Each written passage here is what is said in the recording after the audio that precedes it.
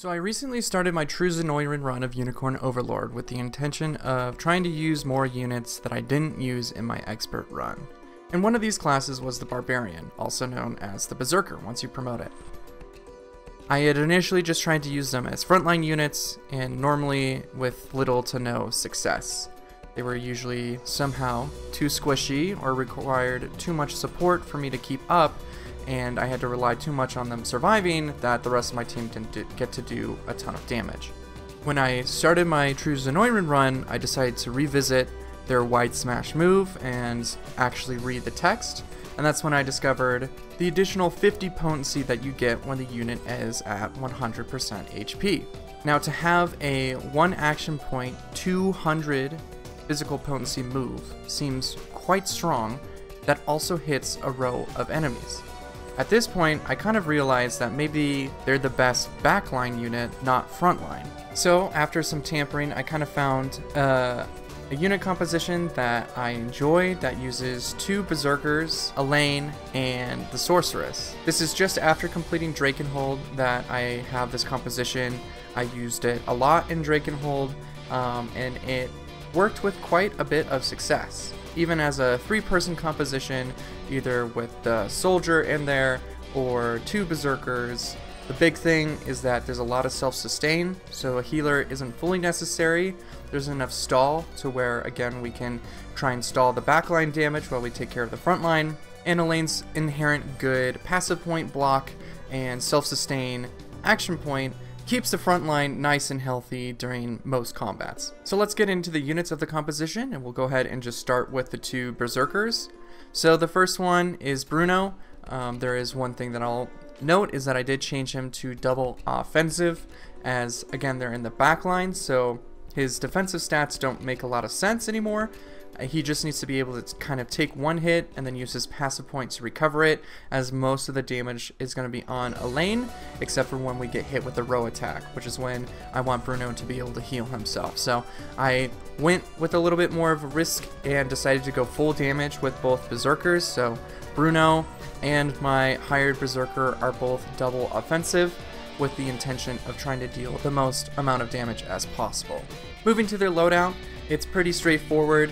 Again, one of the big issues with Wide Smash is its low hit rate, so I've gone ahead and added blue spectacles to both berserkers, as increased accuracy is going to net you the most amount of damage, and when you miss a move, it sucks. So a lot of the time, blue spectacles is pretty much required on these units, and when I get to later sections of the world, odds are I'll probably just add the additional spectacles, not replace them, so they have an insane amount of accuracy, so I don't have to worry about them missing their front line or having to worry about adding True Strike to a lot of their moves. One thing I did want to note is I am using the Awakening Amulet on Bruno. Again, that's just because Cav units will use Wild Rush, and that will stun your backline, so with the Awakening Amulet, Bruno has stun immunity, and therefore he'll get off his heal, so even when he takes a lot of damage from the stun, it's not like he's going to get stun locked and then not be able to heal himself. This basically just allows him to heal instead, and then get back to full and be able to take another hit if needed. Beyond the blue spectacles, the rest is kind of just up to your imagination, and then the weapon is just the Karnat Axe, because it's currently, I think, one of the highest physical attack weapons I can get right now, and the additional initiative actually helps once I get to the sorceress. For the sorceress, it's kind of an interesting build. I've gone ahead and tried to just go with the high initiative here, with the intention of boosting up the berserkers so they can go a little bit faster. Again, I'm trying to take as little damage as possible, so the sooner that the berserkers move, the sooner that the front row is basically gone. So she'll ice bolt something in the back row to again stall a little bit more damage back there, and then she'll use Tailwind with the Angel Plume to boost up the berserkers, who will then hopefully cut a couple of the units on the enemy team.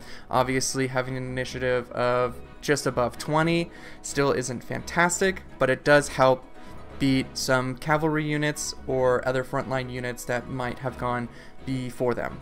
The other thing is adding Focus Sight. A lot of the time I just want this when flying enemies are present, as they're going to cause the berserkers the most trouble.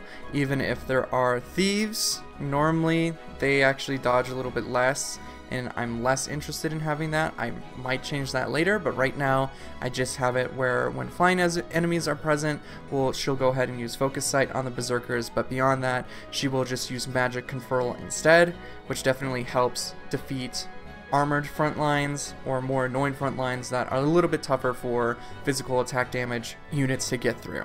Also, adding additional potency to an already 200 potency move is nothing to laugh at. And then finally we have Elaine. The only thing that's been added from his normal items that you can steal off of Joseph is the gauntlets. His main purpose is just to guard, to stand there, to have high defense, to use his noble guard and take some damage, and then use lean edge when he's a little bit low to heal up, so we have the best chance of surviving a combat, especially against flying units, as that's kind of the biggest weakness of this composition. So the more that he can just guard against the flying units and heal off of his lean edge, the higher chance that this unit has zero issues in any combat. The only time I want him to use Luminous Cover is when Bruno is out of heals. Again, if we get hit too many times with the row attack and Bruno gets low, then Elaine will go ahead and jump back and block for him and take a little bit more damage. But again, if we're getting hit with a row attack, he's going to get hit anyway.